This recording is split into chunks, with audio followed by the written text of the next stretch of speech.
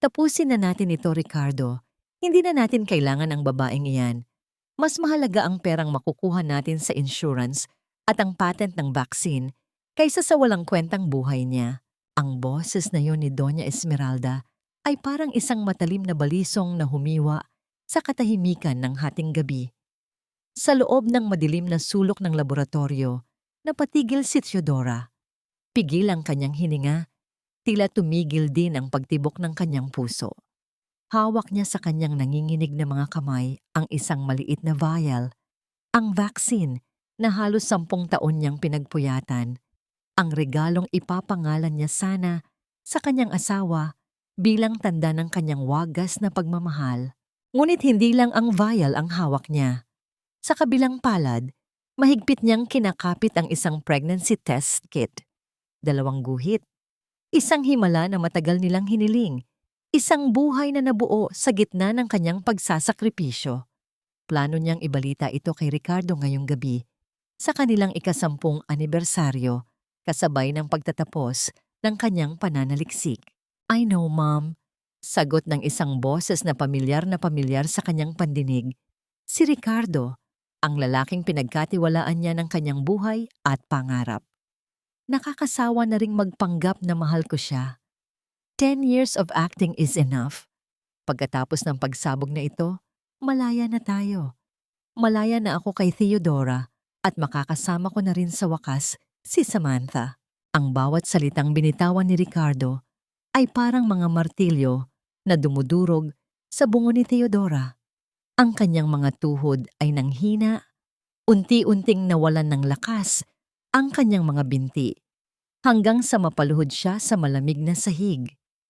Ang pira-pirasong pangarap na binuo niya sa loob ng isang dekada ay tila naging mga bubog na ngayon ay bumabaon sa kanyang kaluluwa.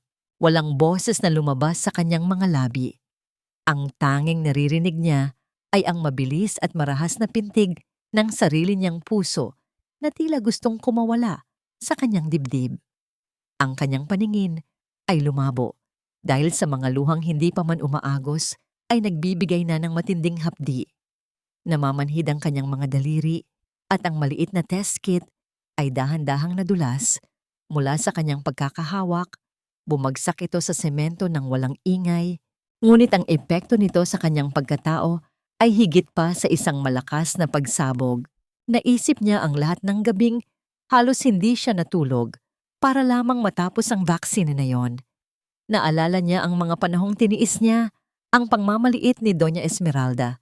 Dahil sa kanyang simpleng pinagmulan, umaasang balang araw ay makikita rin nito ang kanyang halaga at kakayahan. Ngunit ngayon, tila lahat ng kanyang pagod, talino, at tapat na pagmamahal ay ginamit lamang laban sa kanya. Isang katotohanang tuluyang tumurog sa natitira niyang tiwala. Dahan-dahang bumukas ang pinto ng silid kung saan siya nagtatago. Ang liwanag mula sa labas ay tumama sa kanyang mukha, ngunit hindi ito nagdala ng pag-asa. Sa halip, anino ng kamatayan ang bumalot sa kanya. Nakatayo doon si Ricardo, suot ang kanyang mamahaling suit, ang hitsura ng isang matagumpay at mapagmahal na asawa na kilala ng publiko. Ngunit sa likod ng mga matang yon ay wala ng init, wala ng pagmamahal. Ang tanging naroon ay ang malamig na determinasyon ng isang mamamatay tao. "Theodora," tawag niya. Ang kanyang boses ay walang anumang emosyon. Tila ba kinakausap lamang niya ang isang estranghero. "You shouldn't have stayed late tonight. It makes things complicated." Lumapit si Ricardo sa kanya at sa bawat hakbang nito, lalong nararamdaman ni Theodora ang panlalamig ng kanyang buong katawan. Sinubukan niyang magsalita. Sinubukan niyang itanong kung bakit. Ngunit ang tanging lumabas sa kanyang lalamunan ay isang gumaralgal na hikbi. Itinaas ni Ricardo ang kanyang kamay at doon ay nakita ni Theodora ang isang heringgilya na may lamang malinaw na likido. "This will be quick, my dear. Isipin mo na lang na ito ang huling sakripisyo mo para sa pamilyang Valdez."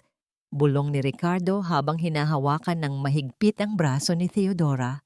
Ramdam ni Theodora ang tulis ng karayom na bumaon sa kanyang balat. Ang lamig ng gamot na dumadaloy sa kanyang mga ugat ay tila yelo na pilit pinapatay ang apoy ng kanyang buhay. Ang kanyang mga talukap ay naging kasing bigat ng tingga.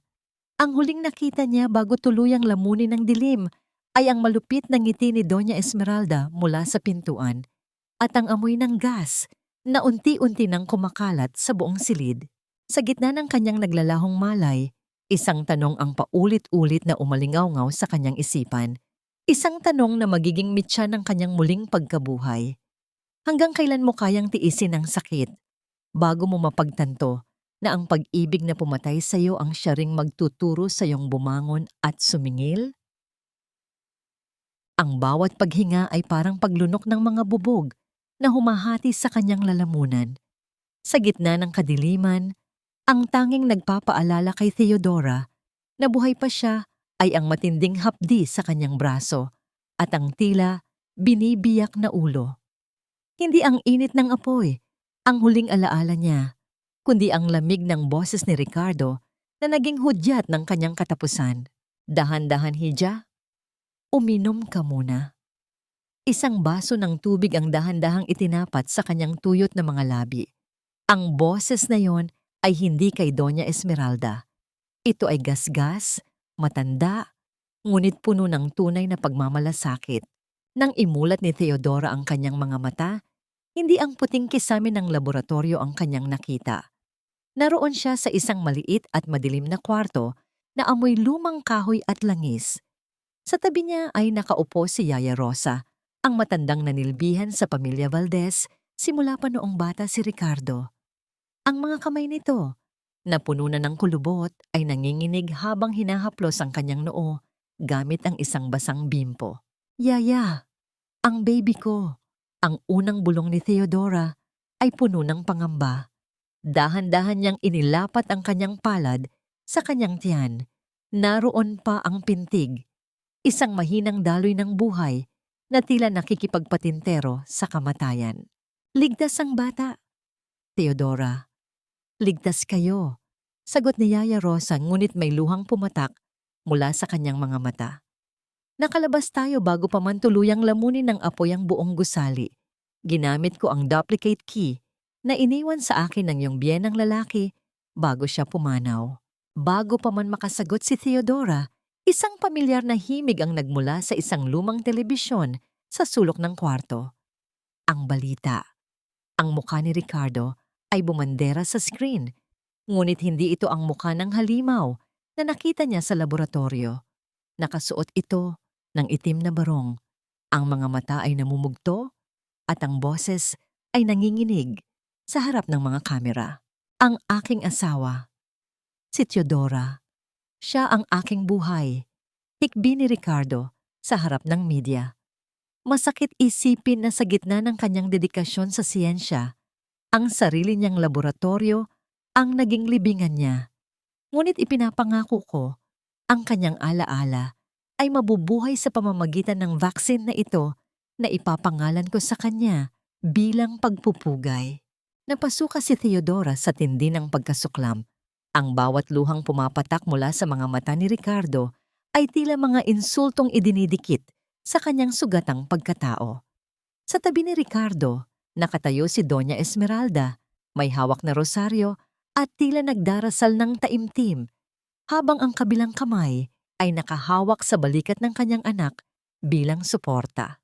Isang malaking kawalan si Theodora. Dagdag ni Doña Esmeralda sa interview. Nitong mga huling buwan, napapansin naming tila hindi na siya matatag ang pag-iisip dahil sa sobrang pagtatrabaho. Marahil ay may nagawa siyang pagkakamali sa mga kemikal na naging sanhi ng aksidente. Masakit para sa amin, lalo na't itinuring namin siyang tunay na anak matapos namin siyang kupkupin mula sa kahirapan. Kasalanan ko raw. Pait na bulong ni Theodora. Ang kanyang mga kuko ay bumaon sa telang saplot ng kanyang higaan. Hindi lang ang kanyang buhay ang gustong bawiin ng mga ito, kundi pati ang kanyang dangal at katinuan. Ginagawa siyang baliw sa harap ng buong mundo upang walang maniwala sa kanya sakaling bumalik siya mula sa hukay. Pinanood ni Theodora ang pag-usad ng kanyang sariling burol. Isang marangyang kabaong ang nakadisplay sa gitna ng kanilang mansyon. Pinalilibutan ng mga puting bulaklak at mga taong nag-aalay ng pakikiramay. Ang lahat ng yaman na pinaghirapan niya, ang mga karangalang tinanggap niya, ay dahan-dahan ng kinakain ng mga anino ni Ricardo at Doña Esmeralda. Yaya, kailangan nilang malaman na buhay ako. Simula ni Theodora, ngunit mabilis siyang pinigilan ng matanda. Hindi maari, Hija. Sa oras na malaman nilang buhay ka, tatapusin nila ang sinimulan nila. Wala kang laban sa kanila ngayon. Hawak nila ang media, hawak nila ang pulisya, at higit sa lahat, hawak nila ang tiwala ng mga tao dahil sa utang na loob na itinanim nila sa isipan ng lahat. Natahimik si Theodora. Tama si Yaya Rosa. Siya ay isang multo sa sarili niyang buhay. Habang iniisip niya ang kanyang susunod na hakbang, muling nagsalita ang reporter sa telebisyon. Sa iba pang balita, kinumpirma ng abogado ng pamilya Valdez na dahil sa kawalan ng last will and testament ni Theodora, ang lahat ng kanyang ari-arian, kabilang ang bilyong pisong halaga ng patent para sa bagong baksin, ay ganap ng maililipat sa pangalan ng kanyang nag-iisang tagapagmana, ang kanyang biyudong asawa na si Ricardo Valdez. Ang bawat salita ay parang isang sampal na nagpagising sa natutulog na galit sa puso ni Theodora. Ngunit ang mas masakit ay ang sumunod na eksena. Isang babaeng nakasuot ng malaking sunglasses ang dahan-dahang lumapit kay Ricardo sa gitna ng burol. Kahit nakatalikod, kilala ni Theodora ang tindig na yon. Si Samantha, ang babaeng naging dahilan ng kanyang kamatayan, ngayon ay lantarang nakikiramay sa kanyang asawa sa ilalim ng sarili niyang bubong. Hinawakan ni Ricardo ang kamay ni Samantha, isang mabilis at pasikretong pisil na tila isang pangako ng kanilang madilim na tagumpay. Hindi pa tapos ang lahat. Dahan-dahang bumangon si Theodora mula sa kanyang pagkakahiga. Ang hapdi ng kanyang mga sugat ay napalitan ng isang malamig na determinasyon. Tumingin siya sa bintana kung saan tanaw ang liwanag ng buwan na tila sumasalamin sa kanyang nagbabagong anyo. Pinatay ninyo si Theodora ang asawa, ngunit nakalimutan ninyong hindi nyo kayang patayin ang katotohanan. Biglang nakarinig sila ng malakas na katok sa pinto ng maliit na silid. Ang tunog ng mga mabibigat na sapatos ay papalapit sa kanilang kinalalagyan. Rosa, buksan mo itong pinto. Alam kong narito ka. Ang boses ay mula sa isa sa mga tauhan ni Doña Esmeralda. Namilog ang mga mata ni Yaya Rosa sa takot. Tumingin siya kay Theodora. Kung mabubuksan ang pintong iyon, ang lihim ng kanyang muling pagkabuhay ay magiging mitya ng kanyang tuluyang paglalaho. Buksan mo ang pinto, Rosa. Alam kong hindi ka nag-iisa riyan. Huwag mo kaming lokohin dahil alam ni Doña Esmeralda ang bawat galaw mo, ang bawat kalabog. Sa marupok na pintuan ng maliit na silid ay tila isang palakol na tumatama sa mismong dibdib ni Theodora. Ang kanyang mga kamay ay nanlalamig at ang kanyang hininga ay naging mababaw. Tila ba kahit ang hangin ay natatakot na lumikha ng tunog. Mabilis siyang hinila ni Yaya Rosa patungo sa ilalim ng isang lumang papag na natatakpan ng makapal at maalikabok na mga kumot. Huwag kang gagawa ng kahit anong ingay, Theodora. Magtiwala ka sa akin. Bulong ng matanda bago mabilis na inayos ang paligid at binuksan ang pinto. Pumasok si Mang Gardo, ang pinagkakatiwalaang tauhan ni Doña Esmeralda, na kilala sa kanyang pagiging malupit at walang emosyon. Iginala niya ang kanyang mga mata sa kabuuan ng maliit na kwarto. Ang kanyang mga sapatos ay lumilikha ng nakakangilong tunog sa sahig na gawa sa kawayan. Bawat hakbang ay tila isang babala. Ano ba ang kailangan mo, Gardo? Kita mong nagpapahinga na ako. Matapang na sabi ni Yaya Rosa, kahit na ang kanyang mga daliri ay nanginginig sa loob ng bulsa ng kanyang duster. Pinapahanap ka ni Doña Esmeralda. Bakit bigla kang nawala sa mansyon pagkatapos ng pagsabog? At bakit parang marami kang dalang gamot dito? Walang pasintabing hinalughog ni Gardo ang mga gamit ni Rosa. Itinapon niya ang mga baso, narinig ang pagbasag ng mga ito sa sahig na tila sumasalamin sa takot ni Theodora sa ilalim ng papag. Mula sa kanyang pinagtataguan, kitang-kita ni Theodora ang maruruming sapatos ni Gardo. Ramdam niya ang alikabok na pumapasok sa kanyang ilong, ngunit pinigil niya ang bawat bahing. Ang kanyang puso ay kumakaba ng ganoon na lamang, hindi para sa kanyang sarili, kundi para sa sanggol na dinadala niya. Para sa rayuma ko ang mga yan. Matanda na ako, Gardo. Hindi gaya ninyo na puro kasamaan ang iniisip, sagot ni Rosa. Matapos ang ilang minutong tila 1 taon sa pakiramdam ni Theodora, lumabas din si Gardo. Ngunit bago ito tuluyang umalis, muling itong lumingon. Tandaan mo, Rosa, ang pamilya Valdez ang nagpakain sa iyo ng ilang dekada. Huwag na huwag kang tatalikod sa utang na loob na yon, dahil alam mo kung ano ang nangyayari sa mga taong hindi marunong lumingon sa pinanggalingan. Nang tuluyang makaalis ang lalaki at marinig ang paglayo ng sasakyan, dahan-dahang lumabas si Theodora. Ang kanyang buong katawan ay nanginginig. Napaupo siya sa sahig, yakap-yakap ang sarili. Utang na loob. Ang salitang iyon ang naging tanikala ni Theodora sa loob ng 10 taon. Naalala niya noong siya ay 22 taong gulang pa lamang, isang ulilang nagtapos ng pag-aaral na may malaking pangarap ngunit walang pera. Si Doña Esmeralda ang kumuha sa kanya, binigyan siya ng trabaho at kalaunan ay pinayagang mapangasawa si Ricardo. Dapat kang magpasalamat, Theodora. Laging sinasabi ni Doña Esmeralda sa bawat hapagkainan, habang ipinaparamdam sa kanya na siya ay isang asong pinulot lamang sa kalsada. Kung hindi dahil sa amin, wala ka sa posisyong yan. Kaya't ibigay mo ang lahat ng galing mo para sa kumpanya. Ibigay mo ang lahat para kay Ricardo. At ibinigay nga niya ang lahat. Ang kanyang talino, ang kanyang kalusugan, at ang kanyang kaluluwa. Ngunit sa huli, ang utang na loob na yun pala ang gagamitin nilang dahilan upang maniwala ang mundo na siya ay isang baliw na nagpakamatay. Ginamit nila ang kanyang pagpapakumbaba upang gawin siyang isang biktima na madaling burahin sa kasaysayan. Yaya, hindi lang buhay ko ang ninakaw nila. Hikbi ni Theodora, ang kanyang boses ay puno ng pait. Ninakaw nila ang aking dangal. Ginawa nila akong isang kasangkapan na itatapon na lang pagkatapos pakinabangan. Tumayo si Theodora at lumapit sa bintana. Mula sa malayo, tanaw niya ang malaking billboard sa highway kung saan nakapaskil ang mukha ni Ricardo at Samantha para sa isang bagong charity project. Ngunit may isang bagay na kumuha ng kanyang atensyon. Sa leeg ni Samantha, nakasabit ang isang kwintas. Hindi lang yon basta alahas, iyon ang La Esperanza, ang pamanang kwintas ng ina ni Theodora na tanging alaala niya sa kanyang pamilya, na ipinadala niya sa vault ng mansyon para sa kaligtasan. Ang makita ang kanyang pinakamahalagang alaala sa leeg ng babaeng kumuha ng kanyang asawa ay tila isang apoy na sumunog sa huling bakas ng kanyang pagiging maawain.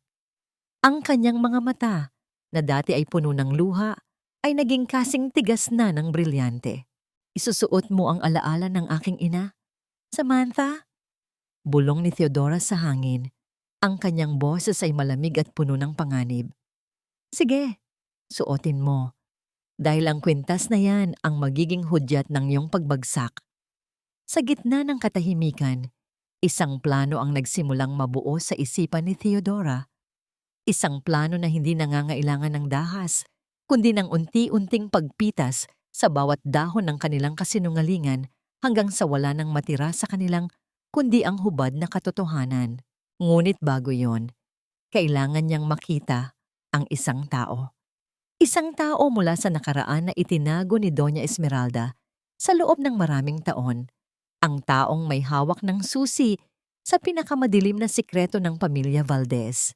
Huwag mong hahawakan ang gown ko ng marumi mong kamay, batang pulubi. Alam mo ba kung magkano ang halaga nito? Higit pa sa buhay mo at ng magulang mong iniwan ka sa kalsada. Ang matinis na boses ni Sofia ay umalingaw-ngaw sa malawak na pasilyo ng mansyon kasunod ng tunog ng isang malakas na pagtulak. Ang 5 taong gulang na si Maya ay bumagsak sa makintab na sahig. Ang kanyang maliliit na tuhod ay tumama sa matigas na marmol. Walang luhang lumabas sa kanyang mga mata. Natuyo na ang kanyang mga luha sa loob ng ilang taon ng paninilbihan sa ilalim ng malulupit na kamay. Dahan-dahang tumayo ang bata. Ang kanyang manipis na katawan ay tila isang sanga na anumang oras ay mababali. Ang kanyang suot ay isang kupas na t-shirt na malaki para sa kanya, puno ng mantsa ng uling at dumi mula sa paglilinis ng maruming kusina. Sa isang sulok, nakaupo si Doña Imelda habang humihigop ng tsaa, tila walang nakikita. Tila ang batang nasa harap niya ay hindi tao, kundi isang kasangkapan lamang na pwedeng sipain at itapon. "Ricardo, honey, can you believe this?" Reklamo ni Sofia habang pinapagpaga ng kanyang mamahaling seda. Bakit ba natin hinahayaang manatili ang batang ito rito? She's an eyesore. Ang dumi-dumi niya amoy mahihirap. Lumabas si Ricardo mula sa kanyang silid. Inaayos ang kanyang kurbata. Tumingin siya kay Maya nang may halong pandidiri at pagkairita. "Hayaan mo na, Sofia," sabi ni Mami. "Kailangan natin ng tagalinis ng mga sapatos at tagatapon ng basura. Libreng trabahador, di ba? Just ignore her." Sa labas ng dambuhalang gate ng mansyon, nakatayo ang isang babaeng may takip na panyuelo sa ulo. Hawak ni Teresa ang isang basket ng mainit pang bibingka. Ang kanyang mga mata ay nakapako sa pagitan ng mga rehas ng bakal. Mula sa kanyang kinatatayuan, nakita niya ang lahat. Ang pagbagsak ng bata, ang paghamak ni Sofia, at ang kawalan ng pakiramdam ni Ricardo. Naramdaman ni Teresa ang isang matinding lukso ng dugo. Ang bawat hapdi sa tuhod ng bata ay tila gumuguhit din sa kanyang sariling balat. Ang bawat pangungutya ni na Sofia at Ricardo ay tila mga latay na humahagupit sa kanyang kaluluwa. Gusto niyang sumigaw, gusto niyang gibain ang gate at yakapin ang bata. Pero alam niyang hindi pa ito ang tamang panahon. Isang maling galaw at baka tuluyan ng ilayo sa kanya si Maya. "Bili na po kayo. Kakanin. Mainit na bibingka." Ang kanyang boses ay nanginginig, hindi dahil sa pagod, kundi dahil sa naglalagablab na puot na pilit niyang itinatago sa likod ng kanyang mapagkumbabang anyo. Isang sandali, lumabas si Maya sa gate para itapon ang isang plastik ng basura. Huminto ang mundo ni Teresa nang magtagpo ang kanilang mga mata. Ang mga mata ni Maya, puno ng lungkot, pagod at isang uri ng pangungulila na tila naghahanap ng isang bagay na hindi niya kailanman naramdaman. Dahan-dahang kumuha si Teresa ng isang piraso ng puto mula sa kanyang basket. Binalot ito sa malinis na dahon ng saging at inabot sa bata sa pagitan ng mga rehas. "Para sa iyo, anak. Kainin mo ito habang mainit pa." Tumingin si Maya sa kanya nang may pag-aalinlangan. Ang kanyang maliit na kamay, na puno ng paltos at dumi, ay dahan-dahang lumapit sa pagkain. "Salamat po, Aling Tindera. Pero wala po akong pera pambayad." "Hindi mo kailangang magbayad," bulong ni Teresa. Ang kanyang boses ay puno ng pagsusumamo at pagmamahal. "Sapat na sa akin na makita kang kumakain ng maayos." Ngunit bago pa man mahawakan ni Maya ang pagkain, isang malakas na busina ng sasakyan ang bumasag sa katahimikan. Ang kotse ni Sofia ay mabilis na umaatras mula sa garahe, hindi tinitingnan kung may taong nasa likuran. "Maya, alis dyan," sigaw ni Teresa. Ang kanyang puso ay tila tatalon sa kanyang lalamunan. Ang bata ay natigilan sa gitna ng daan, tila isang usa na nasilaw sa ilaw ng sasakyan. Ang mabilis na pag-ugong ng makina ay papalapit ng papalapit sa maliit na katawan ni Maya, habang si Sofia naabala sa pag-aayos ng kanyang makeup sa salamin ng kotse, ay tila walang balak huminto. Isang matinding takot ang bumalot kay Teresa. Ang lahat ng kanyang pagtitiis, ang lahat ng kanyang mga plano, ay tila maglalaho sa isang iglap ng aksidente. Ang kanyang tanging kayamanan, ang tanging dahilan ng kanyang pagbangon, ay nasa bingit ng kamatayan sa harap mismo ng kanyang mga mata. Huwag! Ricardo! Sofia! Tigil!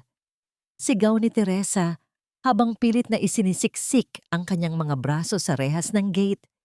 Ang kanyang mga kuko ay bumaon sa bakal hanggang sa dumugo ang mga ito. Ilabas mo ang nakatago sa bulsa mo bago ko tawagin ang mga pulis. Hindi kami nagbabayad ng tagalinis para maging magnanakaw ng basura. Ang boses ng head security ay parang isang hagupit ng latigo na bumasag sa katahimikan ng hallway. Sa ilalim ng malaki at kupas na uniforme, naramdaman ni Theodora ang malamig na pawis na dumadaloy sa kanyang likuran. Ang bawat kalamnan sa kanyang katawan ay nanigas at ang kanyang hininga ay tila naging isang pirasong yelo na nakabara sa kanyang lalamunan. Dahan-dahan siyang lumingon, ngunit nanatiling nakayuko ang kanyang ulo upang itago ang kanyang mga mata sa ilalim ng suot na sombrero. Ang kanyang mga kamay, na dati ay tinitingnan ng buong mundo bilang mga kamay ng isang henyo, ngayon ay marumi at nanginginig habang dahan-dahang kinakapa ang bulsa. Pasensya na po, boss. Naghahanap lang po ako ng mga pwedeng ibenta na papel at bote. Pambili lang po ng gamot ng apo ko. Ang kanyang boses ay pinalabas niyang gasgas at paos. Isang boses ng isang matandang babaeng ginupunan ng hirap at pagod. Inilabas niya ang ilang piraso ng lukot na papel, hindi ang punit na resibo ng asylum, kundi ang ilang lumang flyer na pinulot niya kanina. Tiningnan siya ng security guard mula ulo hanggang paa nang may matinding pandidiri. Ang tingin na yon ay hindi bago kay Theodora. Iyon ang tingin na ibinibigay ng mundong ito sa mga taong walang kapangyarihan at salapi. Umalis ka na rito at huwag na huwag ko nang makikitang pakialaman mo ang kahit anong gamit ni Sir Ricardo. Kapag nawalan siya ng kahit isang pirasong papel, ikaw ang unang ipapakulong ko. Bulyaw ng lalaki bago siya itinulak palayo.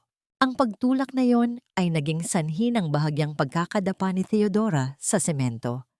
Ramdam niya ang hapdi sa kanyang tuhod, ngunit mas masakit ang katotohanan sa loob ng gusaling ito na dati ay kanya. Itinuturing na siyang isang basura. Dahan-dahan siyang tumayo, bitbit ang kanyang basahan at balde, at lumabas sa madilim na kalsada ng Maynila. Habang naglalakad sa ilalim ng ulan, napatigil si Theodora sa harap ng isang maliit na butika sa kanto. Nakita niya ang isang lolo na may bitbit na bata. Pilit na nakikipag-usap sa pharmacist. Wala na po ba talagang mas murang gamot? Sabi sa balita, may lalabas na bagong baksin ang Valdez Group na mas mura at epektibo. Pagsusumamo ng matanda. Wala pa po, lolo, at mag-ingat po kayo. Dahil balita ko ay marami pang kailangang ayusin sa gamot na yon. Sagot ng pharmacist. Napakapit ng mahigpit si Theodora sa kanyang balabal. Ang vaccine na yon, ang kanyang Ricardo Va, ay hindi pa tapos. Alam niyang kapag inilabas iyon ng hindi dumadaan sa huling pagsusuri, maaari itong magdulot ng seryosong side effects o mas malala pa. Gagamitin ni na Ricardo ang kanyang pangalan upang lasunin ang mga taong wala ng ibang matakbuhan kundi ang kanilang mga kasinungalingan. Para sa salapi, kaya nilang pumatay ng libo-libo. Bulong ni Theodora sa sarili. Ang kanyang galit ay hindi na lamang para sa kanyang sariling buhay, kundi para sa bawat taong magiging biktima ng kasakiman ng pamilya Valdez. Nang makabalik siya sa bahay ni Yaya Rosa, agad niyang inilabas ang punit na resibo mula sa asylum. Tiningnan niya ang pangalan, St. Jude's Sanctuary for the Forgotten, isang pasilidad na malayo sa kabihasnan, kung saan ang mga lihim ay ibinabaon kasama ng mga pasyenteng hindi na kayang magsalita para sa kanilang sarili. Yaya, Kailangan kong pumunta sa Batangas bukas. Naroon si Attorney Arnaldo. Kung makukuha ko ang testimonya niya tungkol sa mga pekeng kontrata ni Doña Esmeralda, doon na magsisimulang gumuho ang kanilang kaharian. Determinadong sabi ni Theodora. Ngunit paano ka makakapasok doon? Mahigpit ang seguridad sa lugar na yon. At balita ko ay binabayaran ng mga Valdez ang mga nurse doon para manatiling sarado ang mga pinto. Babala ni Yaya Rosa. Hindi sumagot si Theodora. Sa halip, kinuha niya ang isang lumang litrato ni Don Roberto, ang namayapang ama ni Ricardo. Naalala niya ang sinabi ng matanda bago ito mamatay. Theodora, kapag dumating ang araw na hindi mo na makilala ang anak ko, hanapin mo ang katotohanan sa likod ng mga pader na itinayo ni Esmeralda. Kinabukasan, sa ilalim ng matinding sikat ng araw, narating ni Theodora ang tarangkahan ng St. Jude's Sanctuary, isang lumang gusali na pinalilibutan ng mataas na bakod na may barbed wire. Ngunit bago pa man siya makalapit sa gate, isang itim na sasakyan ang huminto sa kanyang tapat. Bumukas ang bintana nito at ang nakita ni Theodora ay nagpabilis ng tibok ng kanyang puso. Si Doña Esmeralda. Nakasuot ito ng itim na belo. Tila galing sa isang misa, ngunit ang kanyang mga mata ay walang kahit anong bakas ng kabanalan. Tumingin ito sa direksyon ni Theodora, isang hamak na matandang babaeng naglalakad sa gilid ng kalsada. Ngunit bago pa man makaiwas si Theodora, napatigil ang sasakyan. Ikaw! Tawag ng matanda mula sa loob ng sasakyan. Nanigas si Theodora. Nakilala ba siya? Ang kanyang disguise ba ay sapat na upang malinlang ang babaeng nagpalaki sa kanya ng 10 taon? Halika rito. May itatanong ako sa iyo. Utos ni Doña Esmeralda sa isang tono na hindi tumatanggap ng huling hindi. Ibigay mo ito sa mga nangangailangan sa loob at ipagdasal mo ang kaluluwa ng aking yumaong manugang. Siguraduhin mong sasabihin mo sa kanilang galing ito sa pamilya Valdez. Ang boses ni Doña Esmeralda ay puno ng puot na nababalutan ng pekeng kabanalan. Inabot niya ang isang makapal na sobre ng donasyon mula sa bintana ng sasakyan. Hindi niya tiningnan ang mukha ni Theodora. Para sa kanya, ang matandang babaeng nasa gilid ng kalsada ay isa lamang kasangkapan upang ipakita sa mundo ang kanyang busilak na puso. Nanginginig ang mga kamay ni Theodora habang tinatanggap ang sobre. Ang bawat sentimo sa loob nito ay mula sa kanyang sariling pinaghirapan. Ang perang pilit na kinuha mula sa kanyang mga labi upang ipambili ng dangal ng isang mamamatay tao. Opo, madam. Pagpapalain po kayo ng langit. Pilit na pinatanda ni Theodora ang kanyang boses habang ang kanyang puso ay sumisigaw sa galit. Pinanood niya ang paglayo ng itim na sasakyan. Ang usok nito ay tila lumalason sa hangin ng Batangas. Nang masiguro niyang wala na ang matanda, tiningnan ni Theodora ang sobre. Isang mabalasik na ngiti ang gumuhit sa kanyang mga labi. Gagamitin niya ang mismong pera ni Esmeralda upang pasukin ang impyernong itinayo nito. Pagpasok sa St. Jude's Sanctuary, ang amoy ng luma at tila nabubulok na pader ang sumalubong sa kanya. Hindi ito isang ospital. Ito ay isang bilangguan para sa mga taong kinalimutan na ng mundo. Ang mga pasyente ay parang mga aninong naglalakad sa madidilim na pasilyo. Ang kanilang mga mata ay wala ng buhay. Sino ang hinahanap mo, Lola? Bawal ang bisita rito nang walang pahintulot mula sa mga donor. Harang ng isang nurse na mukhang masungit habang abala sa pag-aayos ng mga dokumento. Hindi nagsalita si Theodora. Sa halip, dahan-dahan niyang inilapag ang sobre ni Doña Esmeralda sa lamesa. Nang makita ng nurse ang halaga ng pera at ang pangalan ng pamilya Valdez sa labas ng sobre, biglang nagbago ang timpla ng mukha nito. Ang dating pagkairita ay napalitan ng isang mapanuring ngiti. Mula pala kay Madam Esmeralda. Pasensya na po. Sino po ba ang pakay niyo? Si Arnaldo Sevilla. Sabi ng pamilya Kailangan ko siyang mabisita para sa isang mahalagang bilin, sagot ni Theodora habang pilit na pinapanatili ang kanyang disguise. Dinala siya ng nurse sa pinakamalayong bahagi ng gusali, isang silid na may rehas at maliit na bintana. Doon, sa isang sulok, nakaupo ang isang lalaking tila kasing tanda na ng panahon. Ang kanyang buhok ay puting-puti na at ang kanyang mga kamay ay patuloy na gumagalaw na tila may sinusulat sa hangin. Ito si Attorney Arnaldo Sevilla, ang matalas at kinatatakutang abogado ni Don Roberto. Ngayon ay isang basag na salamin na lamang ng kanyang dating pagkatao. Attorney Arnaldo, ako po ito, si Theodora. Bulong niya nang makaalis ang nurse. Napatigil ang matanda. Dahan-dahan itong itinaas ang kanyang paningin. Sa loob ng ilang segundo, tila may kislap ng katinuan na bumalik sa kanyang mga mata, ngunit agad din itong napalitan ng takot. Huwag! Huwag ninyo akong saktan. Naibigay ko na kay Esmeralda ang lahat ng dokumento. Wala na sa akin ang mga papeles tungkol sa nangyari kay Don Roberto. Sigaw ng matanda habang pilit na sumusiksik sa sulok dahil sa takot. Nabigla si Theodora. Sa sandaling iyon, lalo lamang tumibay ang kanyang hinala na may malalim na lihim sa likod ng biglaang pagkamatay ni Don Roberto. At mukhang si Attorney Arnaldo ang isa sa iilang taong nakakaalam kung saan nakatago ang mahahalagang ebidensya. Attorney, makinig kayo. Patay na si Theodora para sa kanila. Pero buhay ako rito sa harap nyo. Tulungan nyo akong makuha ang hustisya para kay Don Roberto at para sa anak ko. Pagsusumamo ni Theodora habang hinahawakan ang nanginginig na kamay ng abogado. May kinuha si Attorney Arnaldo mula sa ilalim ng kanyang maruming unan, isang maliit at kinakalawang na susi. Ang vault! Sa ilalim ng rebulto ng birhen sa lumang chapel ng mansyon, doon itinago ni Don Roberto ang tunay na testamento at ang botelya ng lason. Nanginginig na bulong ng matanda. Ngunit mag-ingat ka, Theodora. Hindi lang si Esmeralda ang dapat mong katakutan. Si Samantha, siya ang nagdala ng lason sa gabing iyon. Ang katotohanan ito ay parang isang kidlat na tumama sa gitna ng katahimikan. Hindi lang pala kabit si Samantha. Siya ay kasabwat sa isang krimen na nangyari bago pa man makilala ni Theodora si Ricardo.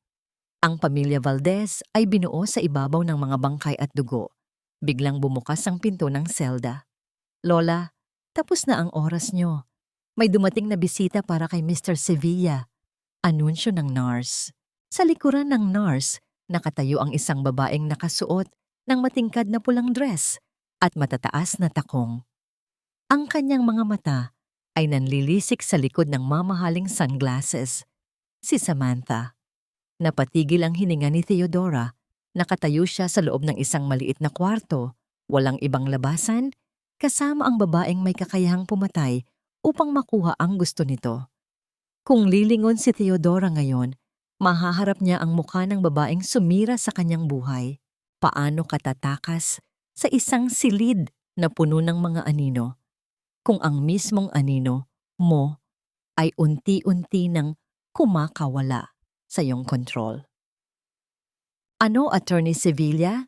Handa ka na bang mamatay ng tahimik? O kailangan pa kitang tulungan para mapabilis ang iyong paglalakbay sa kabilang buhay? Ang boses ni Samantha ay kasing talim ng isang bagong hasang patalim, puno ng panunuya at walang bakas ng kahit anong awa. Ang tunog ng kanyang matataas na takong sa semento ay tila isang orasan na nagbibilang ng nalalabing sandali ng buhay ng matandang abogado. Sa ilalim ng kama ni Attorney Arnaldo, nakadapa si Theodora. Ang kanyang dibdib ay nakadikit sa malamig at maalikabok na sahig, habang ang kanyang mga kamay ay mahigpit na nakakapit sa kinakalawang na susi na ibinigay sa kanya. Ramdam niya ang bawat panginginig ng kanyang katawan at ang bawat butil ng pawis na namumuo sa kanyang noo ay tila naging kasing bigat ng mga bato. Ang amoy ng mamahaling pabango ni Samantha, isang amoy na dati ay simbolo ng pag-ibig ni Ricardo, ngayon ay nagdudulot sa kanya ng matinding pagkasuka. Huwag! Wala na akong sasabihin. Pakiusap, umalis ka na. Nanginginig na pagsusumamo ni Attorney Arnaldo. Wala ka na ngang sasabihin dahil sisiguraduhin kong ito na ang huling gabi mo rito. Malamig na sagot ni Samantha. Narinig ni Theodora ang pagbukas ng isang maliit na bag at ang kalansing ng isang botelyang gawa sa bubog. Masyado ka nang nagiging pabigat sa budget ni Doña Esmeralda. At sa oras na mailabas na ang vaccine ni Ricardo, wala nang silbi ang mga katulad mong nakakaalam ng sikreto ng nakaraan. Sa gitna ng panganib, isang matinding galit ang namuo sa puso ni Theodora. Ang babaeng ito na pumasok sa kanyang tahanan at kumuha sa kanyang asawa ay siya ring kamay na naglason sa ama ni Ricardo. Ngunit bago pa man makakilos si Samantha, biglang bumukas ang pinto at pumasok ang nurse na nagdala kay Theodora kanina. Ma'am Samantha, pasensya na po. Kailangan ko lang pong kunin ang matandang tagalinis na pumasok dito kanina. Nakalimutan niyang ibigay ang pirma para sa donasyon, anunsyo ng nurse. Napatigil si Samantha. Lumingon siya sa paligid ng silid, ang kanyang mga mata ay nanlilisik sa galit. Tagalinis? Wala akong nakikitang tagalinis dito. Dahan-dahang gumapang si Theodora palabas mula sa kabilang bahagi ng kama, sapat lamang upang makita siya ng nurse, ngunit hindi agad ni Samantha. Mabilis siyang tumayo, bitbit ang kanyang balde at basahan, at tumungo sa direksyon ng pinto nang nakayuko. Dito po, ma'am. Pasensya na po. Nililinis ko lang po ang ilalim ng kama dahil napakaraming dumi. Pinalitaw ni Theodora ang kanyang boses na parang isang matandang pagod sa buhay. Tumingin si Samantha kay Theodora. Sa loob ng ilang segundo, tumigil ang mundo para sa dalawang babae. Ang mga mata ni Samantha ay sumuri sa anyo ng matandang nasa harap niya. Ramdam ni Theodora ang panganib. Kung titingin siya ng diretso, makikilala ng babaeng ito ang mga mata ng asawang itinuring niyang patay na. Mag-ingat ka sa paglalakad, matanda. Baka sa susunod, kasama ka na sa mga dumi na itatapon sa labas. Bulyaw ni Samantha, bago padabog na lumabas ng silid. Nang makalabas na sa gusali, napasandal si Theodora sa isang puno sa labas ng St. Jude's Sanctuary. Ang kanyang mga tuhod ay nanghina at napaupo siya sa damuhan. Mahigpit niyang hinawakan ang kanyang tiyan. Ang panganib na pinasukan niya ay hindi biro. Hindi lang pera ang nakataya rito, kundi ang kaligtasan nila ng kanyang magiging anak. Ngunit may isang bagay siyang natutunan mula sa pag-uusap ni Samantha at Attorney Arnaldo. Hindi lang pala si Doña Esmeralda ang nagmamanipula sa lahat. Si Samantha ang utak sa likod ng mabilis na paglalabas ng vaccine. May malaking utang ang pamilya ni Samantha sa mga ilegal na organisasyon sa ibang bansa. At ang vaccine ni Theodora ang gagamitin nilang pambayad. Gagamitin niyo ang buhay ng mga tao para sa sarili niyong kaligtasan? Bulong ni Theodora habang pinupunasan ang kanyang luha. Hinding-hindi ko hahayaang mangyari iyon. Binuksan niya ang kanyang palad at tiningnan ang susi. Ang susi sa lumang chapel ng mansyon. Alam niyang sa oras na pumasok siya sa mansyon, papasok siya sa mismong lungga ng mga lobo. Ngunit wala na siyang ibang pagpipilian. Sa kanyang pagbabalik sa Maynila, dumaan siya sa harap ng mansyon ng mga Valds. Naroon ang isang malaking tarpaulin. A night of remembrance and hope. The launch of Ricardo V. Vaccine. Gaganapin ang engrandeng selebrasyon sa susunod na gabi. Sa mismong mansyon kung saan siya dati nanirahan. Yaya Rosa, tawag ni Theodora nang makarating sa kanilang pinagtataguan.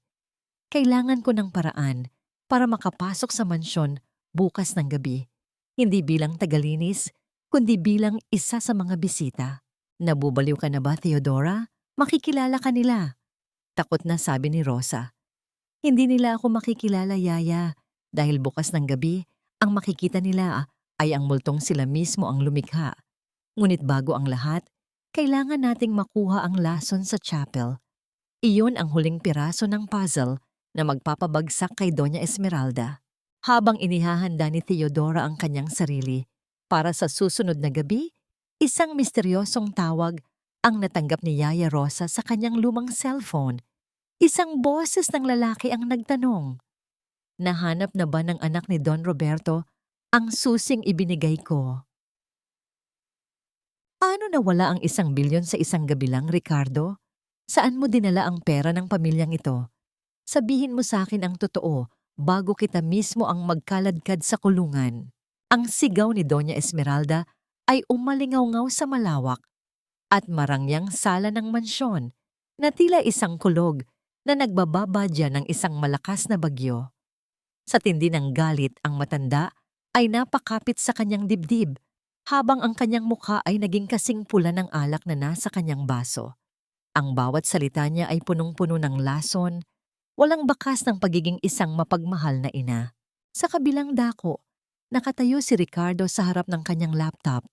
Ang kanyang mga mata ay nanlilisik sa takot at pagkalito. Ang kanyang mga daliri ay nanginginig habang pilit na nire-refresh ang screen ng kanyang offshore bank account. Ngunit kahit anong gawin niya, ang numerong nakasulat doon ay nananatiling pareho. 0. Hindi ko alam, ma'am. Sumunod naman ako sa lahat ng protocol. Kagabi lang ay naroon pa ang pondo para sa merger at para sa paglulunsad ng vaccine. Pero ngayon, tila ba hinigop ng lupa ang lahat ng pera natin. Habang nag-aaway ang mag-ina sa loob ng mansyon, sa labas, sa ilalim ng madilim na anino ng isang malaking puno ng mangga, nakatayo si Theodora. Hawak niya ang isang maliit na tablet, isang gamit na itinago niya sa laboratorio bago ang pagsabog. Ang kanyang mga mata ay nakatitig sa parehong screen na tinitingnan ni Ricardo. Isang maliit na ngiti ang dahan-dahang gumuhit sa kanyang mga labi, ngunit ito ay isang ngiting walang kahit anong saya. Noon, ang kanyang talino ay ginamit niya upang payamanin ang pamilya Valdez. Ang mga codes at security systems na binuo niya ay itinuring niyang proteksyon para sa kanilang kinabukasan. Ngunit ngayon, ang mga mismong linyang iyon ng teknolohiya ang ginamit niya upang bawiin ang lahat ng kinuha sa kanya.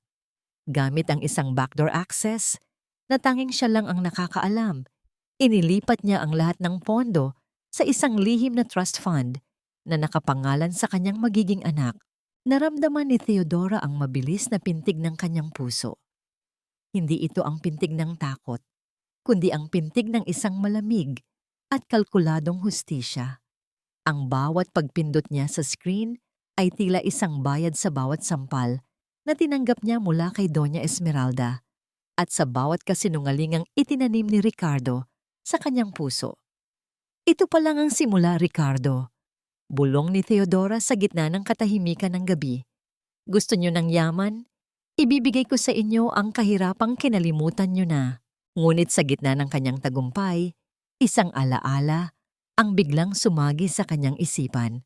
Naalala niya ang isang gabi, 10 taon na ang nakalilipas, nang dalhin siya ni Ricardo sa kinalalagyan niya ngayon. Binigyan siya nito ng isang singsing at ipinangakong hinding-hindi siya pababayaan. Sa sandaling iyon, naramdaman ni Theodora ang isang matinding hapdi sa kanyang dibdib. Isang hapdi na hindi kayang pawiin ng kahit anong dami ng salapi. Ang pagkawala ng pera ay madaling ayusin, ngunit ang pagkawala ng tiwala ay isang sugat na habang buhay na magmamarka. Dahan-dahang lumakad si Theodora patungo sa lumang chapel sa likod ng mansyon. Ang chapel na ito ay matagal nang hindi binubuksan simula nang mamatay si Don Roberto. Ang mga pader nito ay balot na ng mga baging at ang amoy ng luma at tuyong dahon ay bumabalot sa paligid. Inilabas niya ang kinakalawang na susing ibinigay ni Attorney Arnaldo. Nang ilapat niya ang susi sa kandado, narinig niya ang isang mahinang tunog ng pag-ikot ng bakal sa loob. Ngunit bago pa man niya tuluyang mabuksan ang pinto, isang mahinang yabag ng sapatos ang narinig niya sa kanyang likuran. Alam kong darating ka rito, Theodora. Hindi mo matitiis na hindi balikan ang kaisa-isang lugar kung saan naging totoo ang iyong biyenang lalaki. Napatigil si Theodora. Ang boses na yon ay hindi kay Ricardo. At lalong hindi kay Doña Esmeralda. Ito ay isang boses ng isang lalaki. Mababa, matatag, at puno ng mga misteryo ng nakaraan. Dahan-dahan siyang lumingon at sa ilalim ng liwanag ng buwan, nakita niya ang isang lalaking nakasuot ng madilim na coat. Ang kanyang mukha ay bahagyang natatakpan ng anino, ngunit ang kanyang mga mata ay nagnininga sa isang paraan na tila kilala niya ang bawat sikretong itinatago ni Theodora. "Sino ka? Paano mo nalaman ang pangalan ko?" tanong ni Theodora habang mahigpit na hawak ang susi na tila isang sandata. "Ako ang aninong hindi niyo pinansin sa loob ng maraming taon," sagot ng lalaki habang dahan-dahang lumalapit. "At narito ako upang ibigay sa iyo ang huling piraso ng katotohanang hindi kayang ibigay ng susing hawak mo."